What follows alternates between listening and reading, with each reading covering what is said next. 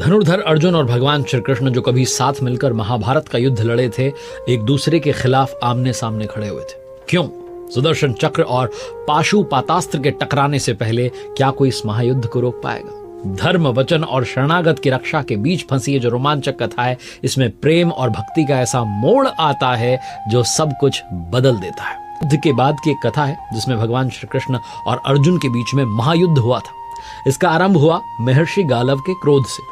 एक दिन महर्षि गालव जो थे प्रातःकाल में सूर्यदेव को जल अर्पित कर रहे थे और तभी गंधर्व चित्रसेन ने गलती से उनके जल में थूक दिया। इस अपमान से क्रोधित होकर महर्षि ने श्री कृष्ण के पास जाकर न्याय की याचना की। भगवान श्री कृष्ण ने महर्षि के क्रोध को शांत करने के लिए 24 घंटे के भीतर चित्रसेन का वध करने का वचन दे दिया। ऊपर जैसे ही नारद मुनि को यह जानकारी मिली, वो चित्रसेन के पास पहुंचे और उसे भगवान श्री कृष्ण के प्रकोप के बारे में बताया। चित्रसेन जो था वो डर गया, भयभीत हो गया और अपने प्राणों की रक्षा के लिए तीनों लोकों में शरण मांगने लगा, लेकिन कोई भी उसे शरण नहीं दे सका। आखिरकार फिर से वो नारद जी के पास लौट आया और उनसे कहा कि मेरी रक्षा कीजिए, रक्षा की विनती करने लगा। नारद मुनि ने दया करके चित्रसेन को एक उपाय बताया। उन्होंने कहा कि वो अपनी पत्नी और अपने परिवार के साथ आधी रात को यमुना के किनारे जाकर के विलाप करे। एक स्त्री वहां पर आएगी और वो उसकी सहायता का प्रण लेगी। चित्रसेन ने ठीक वैसा ही किया जैसा नारद जी ने बताया था। नारद जी ने इसके बाद भगवान श्री कृष्ण की बहन और अर्जुन की पत्नी सुभद्रा के पास जाकर उन्हें बताया कि आज की रात यमुना जी में स्नान करने से अक्षय पुण्य आपको मिलेगा। सुभद्रा जी रात्रि में अपनी 2 सखियों के साथ यमुना के किनारे स्नान करने गईं, जहां उन्होंने चित्रसेन और उसके परिवार को विलाप करते देखा। उन्होंने उनसे दुख का कारण पूछा, लेकिन चित्रसेन ने तब तक कुछ नहीं बताया जब तक कि सुभद्रा जी ने उनकी सहायता का प्रण नहीं ले लिया। जब सुभद्रा जी ने सहायता का वचन दे दिया, तब चित्रसेन ने उन्हें बताया कि भगवान श्री कृष्ण ने मुझे मारने का प्रण लिया है।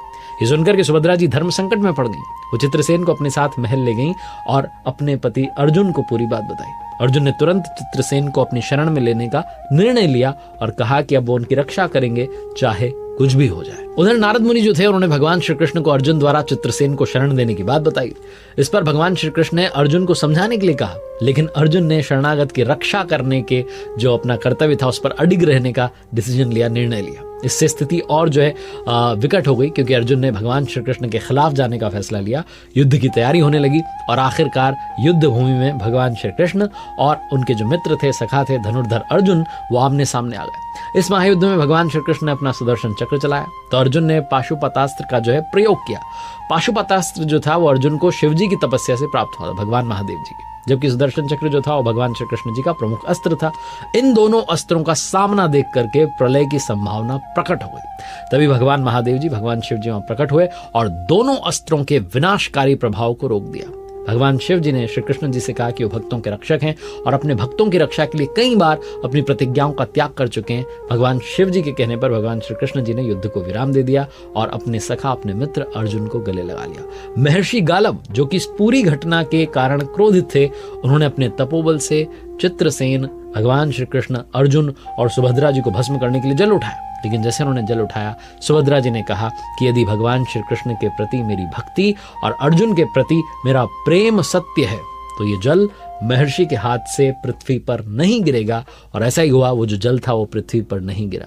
महर्षि गालव ने स्वयं को लज्जित महसूस किया, भगवान श्री कृष्ण जी को प्रणाम किया और अपने स्थान पर लौट गए। ये जो महायुद्ध था इस प्रकार बिना किसी विनाश के समाप्त हो गया और अर्जुन और भगवान श्री कृष्ण के बीच का जो संघर्ष था उसका समाधान हुआ प्रेम और भक्ति के बल पर। हमारी इस महाभारत की कथा ने आपको कैसा अनुभव दिया? आपके जो थॉट्स हैं, विचार हैं, फीडबैक है, अवश्य हमारे साथ में शेयर कीजिएगा। धन्यवाद।